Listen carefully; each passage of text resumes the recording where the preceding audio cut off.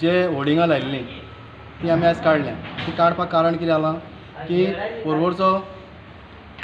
पोरवोरचे block Congress कमिटीचो president advocate Shankar Phadte हेणी complaint केली आनी बेज ऑन कंप्लेनीचेर आमी ताका लेटर केलें तूं हाडून आमकां दाखय म्हणून येवन दाखय खंय आहा ती बॅनरां.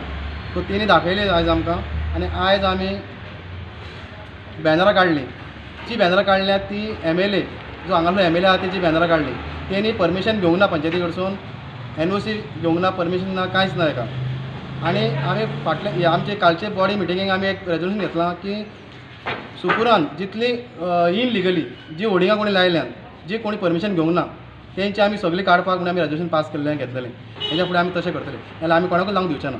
The panchayat which is acting, with the panchayat which is half of them have gone into BJP, are acting on the whims and fancies of some people in the Congress who are funded by, I'm directly making a charge that who are the people who are in the Pororim block are funded by the BJP people directly. हाजेर clear दिश्टी पडटा.